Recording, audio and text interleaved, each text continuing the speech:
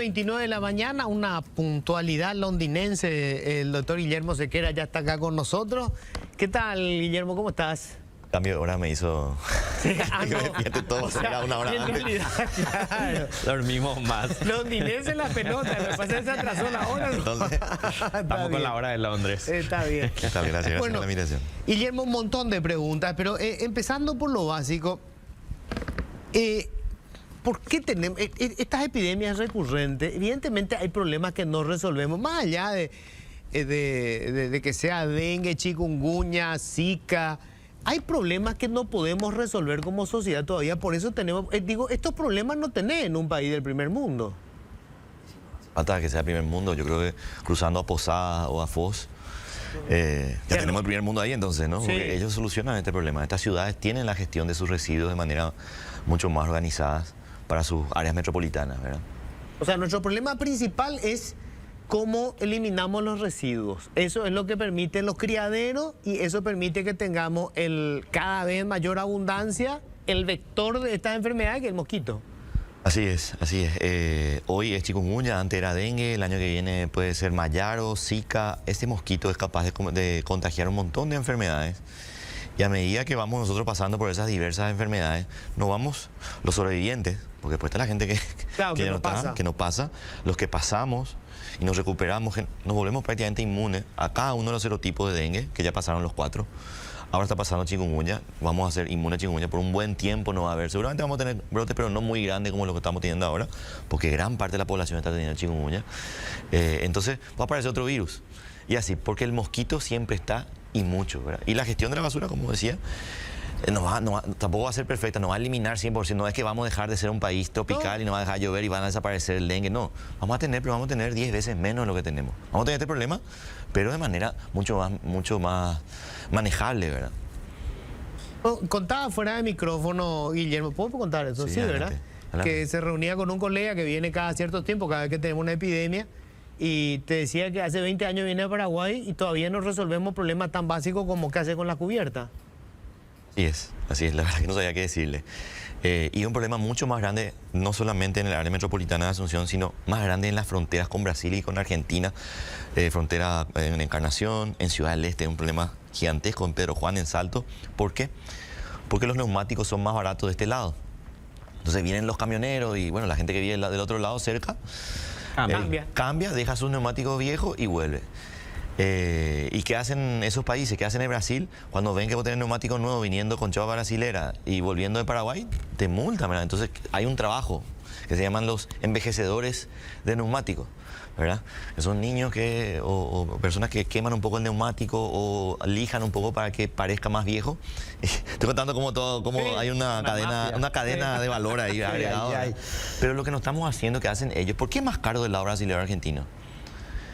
Porque ellos tienen un impuesto sobre ese neumático que sirve para cubrir los gastos de reciclar o eliminar o lo que sea después. Entonces hay un presupuesto que sirve para solucionar ese problema y que ayuda a solucionar otros problemas también de reciclaje y todo lo que es gestión de residuos, pero lo financian con eso. Entonces por eso, y este lado no tenemos ese tipo de cosas, o no digo que hay que poner un impuesto igual que no, probablemente más barato para que siga viniendo a comprar acá, que sea más barato acá, pero algo tenemos que agregarle a eso para poder solucionar, porque si montañas de neumáticos en Ciudad del Este, en Andarias, en Presidente Franco, en Pedro Juan. Claro, es un desvío nomás, pero para que entiendan que hay medidas que están directamente vinculadas con la salud pública, pero que nosotros nos relacionamos. O sea, no vamos a solucionar el problema de las epidemias mientras nos resolvamos algo tan simple como, bueno, no sé tan simple, ¿verdad? Pero algo como eliminar la cubierta usada. O sea, está directamente vinculado. Pero para que la gente entienda que eso... Y no es que... Porque yo estoy harto de escuchar de que los paraguayos somos puercos. En realidad no tenemos infraestructura, no tenemos cobertura pública para deshacernos de los residuos. Exacto, no sabemos qué hacer. O sea, a mí me pasa a menudo que, o sea, en casa nos vemos, cuidamos las bolsitas, busco que la bolsita, de ser posible, sea también biodegradable, toda la historia, se pone en el cesto, pero a veces no viene el recolector, no se te viene 2 semanas y que queda como un puerco porque está la basura ahí pudriéndose frente a tu casa. Hay varios barrios donde no llega, o sea, es un lujo tener recolección de basura en el Paraguay. Claro. Hay municipios que no lo tienen, ¿verdad? Y se gestionan quemando como se hacía antes, ¿verdad? Exacto. Pero además uno trata de mantener limpia su casa, cortar el pasto y no llevan. Directamente, si no es la basura doméstica, no llevan. ¿Qué si hay hace la ramas, si vos podás, si vos mantenés limpio el Paga un patio. carretillero, ¿verdad? ¿Y qué hace el carretillero Claro, con y eso? En el se va famoso y tira en un baldío. arroyo. En el baldío o en el arroyo Sí. más cercano. Sí. Sí. Y la gente que tiene pileta en su casa, yo tengo mi pileta limpia, dice, mi agua está limpia, pero eso también es un criadero de mosquitos. ¿Qué se recomienda? Sí, ¿La pero cloro? el agua clorada, no, así, mientras se mantenga con ese nivel de cloro, porque no es agua potable, no es un agua que puedes estar tomando, ¿verdad? Así. Claro. Es difícil que, encima si tenés el filtro y todo lo haces circular. Mantenés bien. Sí, si mantenés bien, ¿no? Hablemos de la chikungunya. Primero, ¿por qué se da esto de que si tenemos más chikungunya no hay dengue, ¿verdad? Si hay dengue, no, es como si los virus se disputaran el territorio. Y pareciera que es así. Está en discusión de que si hay que cuando si tenés dengue no puedes tener chikungunya, unos dicen que sí, otros dicen que no, la literatura no está tan bien definida. Yo creería que no, porque son virus diferentes, de familias diferentes, no tiene casi nada que ver, ¿verdad? Entre dengue y chikungunya. Sí, dengue y zika, que sí son de la misma familia, pero bueno, es difícil, ¿verdad? Que haya una inmunidad cruzada, digamos, ¿verdad? Pero lo que sí hay, o sí yo creo que pasó en términos epidemiológicos, es nosotros tuvimos los 4 serotipos de dengue, el último, justamente el DEN 4, en el 2019, esa gran epidemia. Y toda la población que vive hoy en el Paraguay ya pasó, en su gran mayoría, ya pasó los 4 serotipos. Hay un serotipo que hace rato no circula, que es el DEN 3, que fue la última vez que circuló, fue allá en 2007, 2008, esa gran epidemia, 2006, 2007, realmente. Después siguió circulando, pero allí ya nos inmunizó a todos. Y así el DEN 2 fue en 2012, 2013, fue la epidemia más grande, más de 200 fallecidos, 2012, 2013. El DEN 1 también, por ahí en esa época, previamente. Y siempre circula, 2015 y 2016 también DEN 1 volvió a circular grande. Y DEN 4 en 2019. Después viene la pandemia y chikungunya entra en 2015, ¿verdad? Entra el genotipo asiático, hace un brote pequeño cuando teníamos dengue y zika en ese mismo año. Y después en el 2018 entra el nuevo genotipo, el EXA, este centro sudafricano, que es el que está circulando ahora, y entra en Amambay, entra en Pedro Juan Caballero. Hizo una epidemia muy dura y un brote muy duro, porque fue ahí nomás. Pero empezó tarde, empezó más o menos en abril. Y cuando un brote empieza en abril, por suerte el invierno está cerca y se corta, ¿verdad? Pero a pesar de eso, los pedrojuaninos se pueden recordar perfectamente de lo que fue lo mismo que nosotros estamos viendo hoy acá, ¿verdad? Casi toda la comunidad con dolores articulares, caminando, así todo lo que caminaba en la ciudad parecía una ciudad zombie, ¿verdad? Eso fue 2018. 2019 tuvimos el DEN 4 y después vino la pandemia. Nosotros teníamos casos de chikungunya circulando, pero no tomaba fuerza. Por un lado, porque estaba el DEN 4 circulando grandemente y COVID. Pero luego vuelve a sumarse, allá el año pasado, 2022, abril ya empieza a dar señales, allá hacia Limpio, Mariano Roca Alonso, un brote más o menos, cuando empieza el invierno lo calma y en octubre empieza a arrancar otra vez. ¿Y por qué tiene cancha libre? Porque el dengue que quiere circular es el DEN 1 y el DEN 2. Que es lo que hay. Ya todos tuvimos. Entonces no hace epidemias grandes. Le está buscando a ese que nunca tuvo dengue y difícil encontrar. El mosquito va picando y va distribuyendo y estadísticamente no encuentra a personas que no hayan tenido dengue y menos de estos tipos que son los que más circularon en el Paraguay. Entonces chikungunya tiene cancha libre, ¿verdad? Chikungunya está en el área metropolitana. Cuando llega acá encuentra a una población, el 40% de la población, casi 3 millones de habitantes, condiciones perfectas, mosquitos que nunca tuvo contacto masivamente con chikungunya y humanos, o sea, personas que nunca tuvieron, o sea, susceptibles, diríamos nosotros.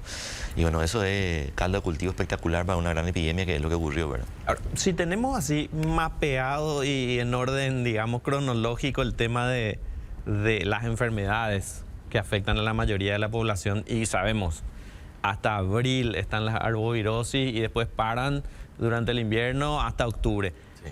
Se puede, yo sé que después vienen las enfermedades respiratorias, influenza y son bastante complicadas, pero ¿no se puede hacer un trabajo de abril a octubre con la gente, no sé, el CENEPA o quien fuera, los municipios, todos para evitar la siguiente epidemia después en el siguiente verano? De hecho, no, sí se hace, y se hace, ¿eh? Y de hecho ese es el periodo donde el CENEPA hace diferentes estudios que no se pueden hacer en el periodo epidémico.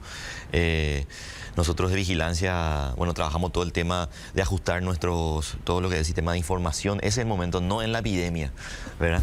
Pero es difícil. Y en términos de comunicación de riesgo, lo que es difícil, porque es mientras no haya... También funcionamos así. Claro. Mientras no haya un muerto, nadie te escucha, nadie te cree. Ni los políticos no se quieren luego sentar para pensar en una gestión. Preparemos, ¿no? Porque este año vamos a tener una epidemia grande, o la gestión de los residuos, metamos el acelerador ahora, ¿verdad? Es difícil, ¿verdad? Lastimosamente tiene que venir, y más en tiempos de elecciones, ¿verdad?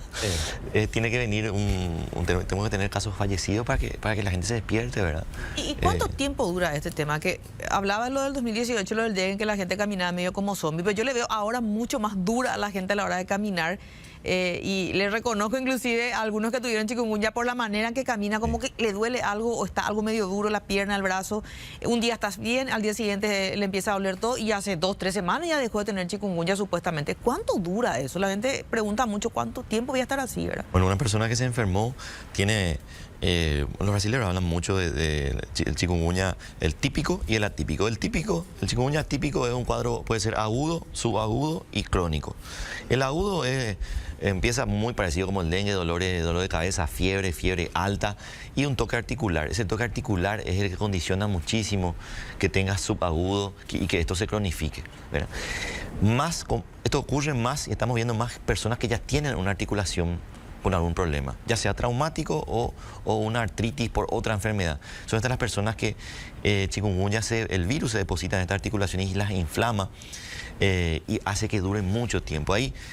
Ahí siempre recomendamos que consulten con expertos, principalmente reumatólogos. La gestión del dolor articular necesita algunos medicamentos más especiales, el uso tal vez de corticoides o otros biológicos, ¿verdad? Que no se puede usar así de manera... que muchos médicos no lo manejan también. Entonces no se pueden automedicar. Ni cualquier médico ni cualquier médico, ¿verdad? Sí, hay muchos médicos que no son reumatólogos y manejan bien esto, pero hay que estudiar para manejar este tipo de droga, ¿verdad? Entonces, eso es lo típico. Y después tenemos las formas atípicas de la enfermedad, que ya están descritas y que estamos viendo mucho, pero nunca habíamos visto antes, que es la meningoencefalitis, ¿verdad? Que estamos viendo mucho en todas las edades, ¿verdad? Pero vemos mucho más en niños pequeños, principalmente menores de 5 meses. De 100 meningoencefalitis que tenemos, prácticamente 40 se da en niños menores de 5 meses, niños muy pequeños. Después tenemos en la otra mitad, en todos los otros grupos de edad, pero principalmente en ancianos, más de 70, 80 años, se ven las meningoencefalitis en mayor medida, pero vemos en todas las edades, ¿eh? El hijo, creo que del intendente de San Bernardino tuvo una meningoencefalitis, ¿verdad? Entonces ese tipo de cosas es atípica, es raro, pero ocurren, se describen. Y Guillain-Barré también por chikungunya. Y enfermedades raras, algún toque de órgano especial. Fíjense que chikungunya, al entrar al cuerpo, muy parecido al dengue en ese sentido, invade el hígado, el corazón, el riñón, invade muchos órganos y se multiplica ahí por un periodo. Y después desaparece. Ese periodo en que se está multiplicando en esos órganos produce una itis en ese órgano. Claro. Miocarditis, hepatitis, una inflamación, sí, y una... pancreatitis también se describen, ¿verdad? Entonces hay diferentes órganos que son invadidos y que pueden atípicamente, o sea, raramente producir problemas graves ahí, ¿verdad? Entonces, pero estamos viendo mucho. Eso quiere decir que la epidemia es muy grande. ¿El virus cuánto tiempo permanece en el cuerpo? Porque yo entiendo que esta gente que queda con dolores articulares ya es la consecuencia, pero ya no está el virus en el cuerpo, ¿no? Sí. Así es. El virus típicamente, porque está de 100%, claro, típicamente dura 7 días como mucho. En 99% de los casos están en el cuerpo. Después pueden quedar rastros también. ¿Se acuerdan cómo COVID? Nosotros, el PCR duraba 40 días positivo. Antes, al principio, sí, como no manejábamos esto, no sabíamos si se replicaba o no se replicaba, le dejábamos en cuarentena a la pobre persona, ¿verdad? Después fuimos aprendiendo. Esto mismo ya ocurre con este tipo de virus también, que chikungunya dura más tiempo los restos virales en sangre. Entonces podemos hacer un PCR, 20 días después está con dolor articular, que es una secuela ya. El virus ya murió ya. pero la articulación está inflamada y es más por las citoquinas y interleucina, la reacción del cuerpo que está ahí inflamando eso. Pero yo le hago PCR en sangre y encuentro positivo. Estás teniendo otra vez chikungunya, o te enfermaste otra vez, o es una reinfección, la gente cree que es eso. No, esa articulación o ese órgano inflamado, secuelas, y nuestro sistema autoinmune está ahí inflamando, pero el virus no está más, y hay restos virales en sangre que la técnica de PCR detecta y nos hace creer de que es el virus vivo que está todavía. Ese es el fenómeno que ocurre. Doc, y yo sé que esto depende de los médicos tratantes, ¿verdad? Pero suponiendo que tengamos un caso en la familia y tiene el tratamiento en casa, digamos. Hizo la consulta, le dieron un medicamento y está teniendo el tratamiento en casa. ¿Cuáles son las señales de alarma para volver al médico o ir directamente a internar a un paciente con chikungunya? Bueno, las señales de alarma, nosotros utilizamos, en términos ya de gestión de comunicación, usar las mismas que el dengue, ¿sí? Para no marearle a la agenda con dengue esto, con el otro. Claro. Y voy a empezar por sangrado, porque el sangrado es del dengue. Pero siempre decimos, chikungunya no produce sangrado, puede producir, es rarísimo. El dengue sí puede producir, baja más las plaquetas y genera un fenómeno que es más probable que ocurra el sangrado. Pero no es imposible con chikungunya, pero usamos. Pero lo bueno que con el sangrado la gente se asusta cuando ve sangre, se va al médico. El sangrado yo creo que es fácil. Lo otro que sí vemos estudiando un poco los casos que murieron, qué pasó, el dolor abdominal, las náuseas y vómitos. ¿Sí? Esto sí es un signo de gravedad. Personas, inclusive jóvenes, adultos jóvenes que fallecieron, tenían estos síntomas y no fueron al médico, fueron ya cuando estaban muy mal, ¿verdad? Entonces, esto sí es también frecuente en el... Dolor de panza. Dolor de panza, dolor abdominal, vómito, de panza, náusea, vómito, no tolera, no puede comer. Esto hay que ir al hospital, no hay que dudar, no hay que insistir ahí con algún menjunje o algún medicamento casero, no, vamos a tomar un té, no. Si tengo chikungunya, encima está circulando dengue también, por eso no podemos... Hay dengue, ¿verdad? Y el tercero, que yo creo que es el más difícil y es el que más tienen, de todos los que fallecieron, es el que más presentaron previamente a su muerte, es la somnolencia, es la alteración de la conciencia. ¿Verdad? Y esto vemos más en los adultos, en los ancianos, que están incoherentes, duermen mucho, pero ya no quieren comer, ya no toman agua, es un signo un poco más de deshidratación, ¿verdad? Y duerme ahí, ¿verdad? Hemos tenido casos de personas mayores, principalmente que viven solas, ¿verdad? Y que no tenían fuerza ni para servirse un vaso de agua. Entonces se deshidratan ahí en la cama, no tienen alguien que se le acerque ese vaso de agua. O viven en el fondo de las casas, viven solos, viven con una familia, pero están un poco aislados del resto de la familia. No, está el abuelo allá, está con chikungunya, pero está bien, ¿verdad? Está acostado hace 15, 20 horas, ¿verdad? Entonces hay que controlar. Hemos tenido jóvenes también de incoherencia, cefalea, esto está muy relacionado a las meningoencefalitis, ¿verdad? Y en los niños pequeños, ¿de qué mueren los niños pequeños? Porque tenemos como 11 niños pequeños que han menores de un año, menores de 4 meses en realidad, todos. Y ahí vemos que el niño no tiene fuerza para amamantar. Prenderse por la teta y amamantar no tiene, y la madre se asusta, ¿verdad? Esa es una señal obviamente, de sangrado, vómito, todo esto. El niño tiene el vómito, el dolor abdominal, no te puede decir, el niño llora nada más y no tiene fuerza para amamantar. Estos son signos de deshidratación y obviamente acompañado de fiebre, puede ser una meningoencefalitis. Entonces, este es un poco el espectro, ¿verdad? Sangrado, vómito, dolor de panza y alteración de la conciencia, letargo, incoherencia, llevar al hospital. ¿Qué se sabe de los efectos en el largo plazo de la chikungunya? O sea, ¿hay efectos que pueden ser relativamente permanentes en el tiempo? Sí, en esas formas atípicas, en esas formas típicas que llevan a la cronicidad, principalmente el problema articular, ¿verdad? Y es una gran parte, para decirte que por lo menos el 10% llega a esta forma atípica y los que quedan con secuelas un 5%, y parece poco, pero como la epidemia es tan grande, claro, vamos a ver muchas, son miles de personas, ¿verdad?, que pueden quedar con secuelas. No sé si para toda la vida, excepcionalmente para toda la vida, pero muchas se van recuperando a los 3 meses o a los 6 meses, hasta 6 meses, ¿verdad? Nosotros tenemos una cohorte que estamos siguiendo desde que tuvieron en diciembre, ¿verdad? Y prácticamente el 30% desarrollaron una secuela y al mes seguía teniendo, ¿verdad? Entonces vamos a ver cuántos persisten de esos 6 meses, un año. La consulta que vi mucho en las redes sociales y justo ahora me hacen recordar otra vez. Viste que vos sentís cuando te pica el mosquito, ¿verdad? Y si te transmite la chikungunya, ¿cuántos días después sentirías los síntomas? Mucha gente dice, me picó mosquito, ¿cuándo? ¿Cómo sé si es o no es? ¿Cómo? Generalmente no te vas a dar cuenta cuando te pica la Aedes aegypti. Si sentí que te pica, puede ser. No, claro. Pero generalmente es otro mosquito. Son otros mosquitos que te hacen doler. Aedes aegypti tiene un...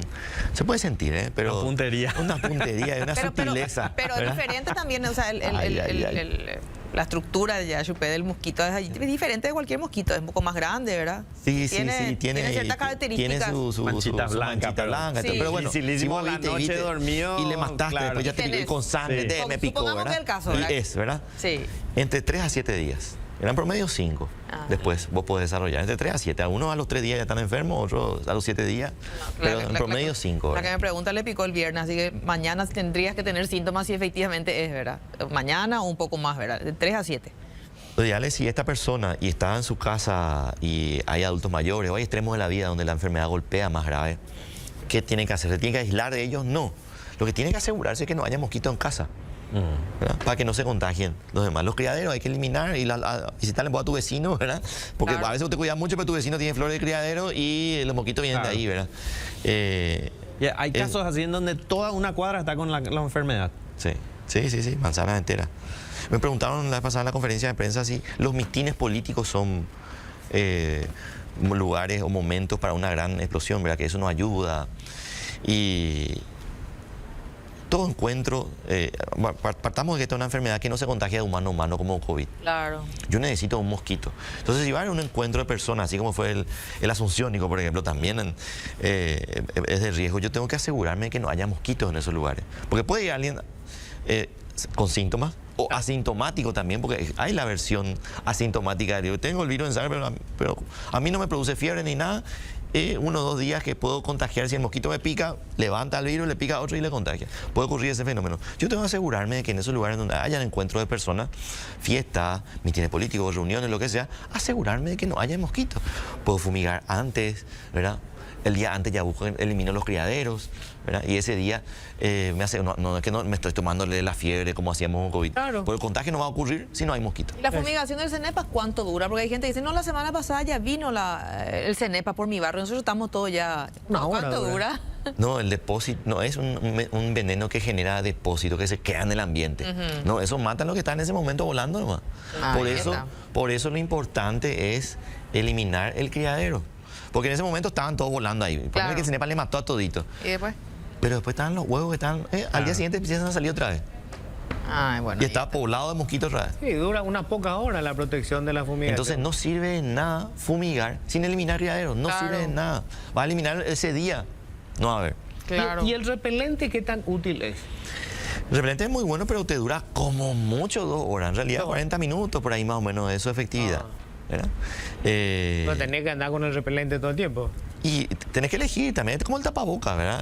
A ver, ¿dónde son los lugares de riesgo que no vas a estar Claro. todo el día con el... Es cierto, hay muchos mosquitos en nuestra ciudad, ¿verdad? Por eso digo, hay muchas exposiciones diferentes para las personas. Probablemente un médico que está mucho tiempo en el hospital, a no ser que en el hospital haya criadero, que en algunos los hay, Claro. ¿verdad? No es una profesión de riesgo de exposición. Ustedes que están acá con aire acondicionado, es difícil, ¿verdad? Que haya mosquitos acá. Viven acá ustedes prácticamente, Sí. ¿verdad? Entonces, tiempos de exposición a lugares de riesgo son pocos, ¿verdad? Tal vez en un encuentro, una cena, ¿verdad? Y hacen en el patio, bueno, hay mosquitos. En ese momento nomás, no es que acá adentro van a estar como Entonces, como el tapaboca, ¿verdad? No es perfecto, el tapaboca tampoco es perfecto, pero te ayuda y hay que saber usar cuáles son los lugares y las horas de riesgo. Pues no es lo mismo... ¿Cuáles son las horas y los lugares de riesgo? Aunque el mosquito te puede picar a cualquier hora del día, Sí. el 90% de probabilidad es mayor donde la hembra sale a buscar sangre para alimentar sus huevitos, ¿verdad? Sus futuros huevitos, es a la mañana temprano, en el amanecer, hasta las 8 de la mañana más o menos, las 9 como mucho, ¿verdad? Cuando ya empieza el calor, prácticamente se esconde.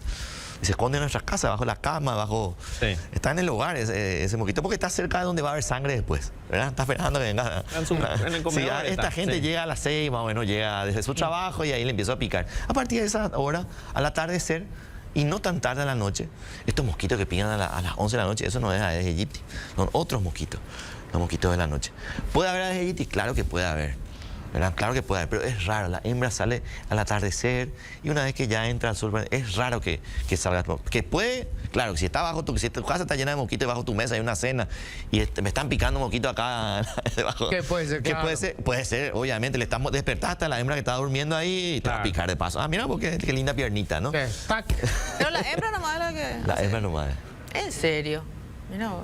¿Por qué Así me es. miran así? Voy de la pregunta. No, pero se quedaron todos callados. No quise hacer ningún comentario al respecto. entraste pero solita. No, pero me estoy enterando bien, ahora. y Todos los hay días que se aprende aclarar. algo nuevo. No sabía que Porque solamente la la hembra. mosquita pica para alimentar los huevitos. Claro. Claro. Qué bárbaro. Ese es el objetivo de... Y entonces, si funciona el tema del repelente, hay que saber cuándo usar, los horarios son muy importantes. Una cuestión clave, porque cada vez que empezamos con este tema de eliminar los criaderos, la gente se vuelve loca con los patios baldíos. Sí. Y los patios baldíos no son precisamente los más preocupantes, o sea, no son los criaderos más importantes. Así, el CENEPA tiene muy buenos datos de eso. De 100 predios que visitan en unas manzanas que controlan,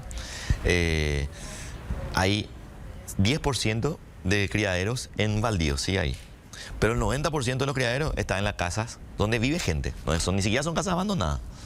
Son casas donde vive gente. El 90% en hogares, ¿verdad? El 10% se encuentra, hay criaderos también en los baldíos. Pero el criadero tiene una particularidad. No es criadero. Baldío. El baldío tiene una particularidad. Tiene un microclima diferente al de un hogar. Primero, que en el baldío no hay sangre fácil, no vive pues alguien ahí para que el mosquito le pique. Entonces la hembra no encuentra ahí. Entonces puede haber hembras por ahí buscando a alguien que se pierda, un humano que se pierda y le pique, o a un animal, ¿verdad? Pero no hay mucho. Sí hay, encima hay otras alimañas, hay otros tipos de mosquitos, hay todo un microclima diferente y hay alimañas que coman los huevos de las larvas del mosquito, hay otros mosquitos que compiten con el Aedes aegypti. Entonces, el Aedes aegypti le cuesta en ese entorno más hostil. Él quiere estar en la casa donde él es el rey y donde están los humanos que le traen sangre todos los días, ¿verdad? Y les cuidan y le mantienen un microclima perfecto. Ese es el lugar ideal del Aedes aegypti, ¿verdad? La casa, el hogar donde vive la gente. Esto es muy importante porque algunos creen que eliminamos los baldíos y se acabó. Y es el 10%. Y es más, el lugar en donde están Y le los cuesta. depredadores del mosquito también. Esa es la palabra, los depredadores del mosquito, exacto. En la casa solamente estamos en la comida. Nosotros, Exacto. ¿verdad? Que estamos ahí paseándonos. El tema de el seguimiento, ¿verdad? La gente que quede con secuelas tiene que ir a un médico. O sea, nada esto de ir tomando, automedicándose, o a fulana le hizo bien esto, a un mengano le hizo bien aquello. Y lo ideal es que no, pero sabemos que eso está muy impregnado en nuestra cultura, no solamente paraguaya, ¿verdad? En el Brasil también, en Argentina también. Es casi inevitable, ¿verdad? Pero sí, hay que consultar con un médico, yo creo, y contarle, mira, estoy tomando el té de tal cosa y me hizo bien. El médico también puede decirte si sí, si no, ¿verdad? Creo que pueden... yo creo que no hay que ser radical con eso, en términos ya antropológicos, ¿verdad? Hay que convivir con eso. Hay que saber convivir con eso como médico también, ¿verdad? Y preguntarle, el médico tiene que preguntar, ¿y qué estás haciendo? Contame, ¿verdad? Y puede alimentar eso, bueno, y puede agregarle a este medicamento, ¿verdad? O por lo menos cuando tomas eso, que vos decís que te hace bien, bueno, toma separado del medicamento que yo te estoy dando. Yo creo que hay que también saber manejar esto en términos culturales y sociales, porque de esa manera también se gana la empatía. Yo creo que eso es muy importante. Y por eso la gente muchas veces no quiere irse al médico, ¿verdad? Porque te niega todo esto, ¿verdad? Si hay cosas que están mal, el médico también te va a decir, no, esto, Claro. no joda con esto, ¿verdad? ¿Y cómo estamos, después de la pandemia del COVID, cómo estamos en cuanto a capacidad instalada en los hospitales? Y yo sé que no es tu área exactamente, pero ¿hay lugar para la gente cuando la gente va a consultar, o están abarrotados los hospitales, ya no hay lugar para internación? ¿Cómo estamos en ese sentido? Y también te quiero preguntar en cuanto a los picos de la epidemia, porque siempre hablábamos de los picos en el COVID. ¿Cómo estamos con el chikungunya? Bueno, Ustedes saben, el sistema de salud creció bastante, no solamente en camas, ¿verdad? Aunque en camas, en terapia intensiva prácticamente casi se triplicó, podemos decir. Y como siempre digo, recién ahora Paraguay tiene una cantidad de camas de terapia intensiva por habitante mínima que tenemos que tener como país, sin problemas de epidemia. O sea, el basal recién tenemos ahora después de una epidemia. El mundo, países, los vecinos por lo menos empezaron desde este punto cuando vino la pandemia y duplicaron a partir de ahí o aumentaron un 50% a partir de ese mínimo que ya tenían, que ya cumplían. Nosotros estábamos 3 veces abajo, ahora nosotros llegamos al piso. Entonces cualquier evento epidémico que ocurre nos exige más de lo que es nuestra capacidad. Eso no se puede tapar, ¿verdad? Tapar el sol con un dedo, como se dice. Y no solamente hablando de camas, creció mucho también el sistema de laboratorio, la red de laboratorio. Imagínense que hoy hacemos las técnicas de PCR, diagnosticamos. Esto antes se hacía, hace 5 años atrás nada más. El PCR solamente hacía el laboratorio central. Entonces, si había una sospecha de chikungunya en el Chaco Paraguayo, o en Amambay, o en Ciudad del Este, como una ciudad así, ya bien desarrollada, tenía que venir hasta el laboratorio central acá en Asunción para saber si era chikungunya. Hoy la red tiene una capacidad de ver molecularmente, decirte si es chikungunya, si es dengue, si es Zika, en cada región, hasta en el Chaco. Entonces, el sector privado también creció muchísimo. Entonces, hay más tecnología, pero falta muchísimo. Falta, la verdad que la brecha, la deuda en salud pública, inclusive en salud privada, sí, es gigante, ¿verdad? Ni el sector privado ofrece todo lo que debería ofrecer, ¿verdad? Por lo menos comparando con la región nada más. Eso con respecto a la capacidad, ¿verdad? Con respecto al pico, nosotros... en un principio, la verdad que voy a ser sincero, nosotros no vimos, sabíamos que en octubre, noviembre nos dimos cuenta que chikungunya iba a dominar este verano, pero no pensábamos realmente que iba a ser tan grande, realmente. Eso lo digo, ¿verdad? Pues me dicen, no, sé que ya tenías que saber, sabía, y no nos contaste, no, realmente no sabíamos. Porque no teníamos mucha experiencia, nosotros no teníamos muchos datos de chikungunya, como ya teníamos de dengue, con lo menos teníamos una historia de información, pero con chikungunya no teníamos. Y no lo vimos venir, ¿verdad? Realmente el tamaño. Sí sabíamos que iba a haber mucha chikungunya, pero el tamaño que está teniendo. El pico es muy difícil de decirte porque sí te puedo decir que estamos en una meseta alta, pues no termina, como que hace que va a bajar y sube otra vez y está ahí. Está ahí, con casi 4.000 casos por semana. Lo que sí está cambiando es la distribución, ¿dónde se dan esos 4.000 casos? Entonces empezó allá en Mariano y Limpio, se extiende en toda la área metropolitana.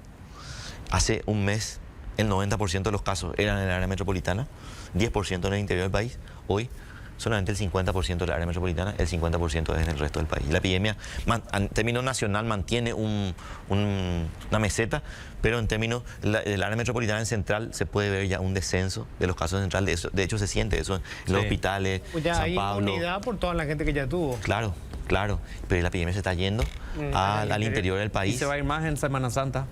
Y se va a ir más en Semana Santa. Así es. O sea, nosotros portadores vamos a irnos, o sea, y sí, si el mosquito está se está yendo ya de manera masiva antes de Semana Santa y se va a ir más allá.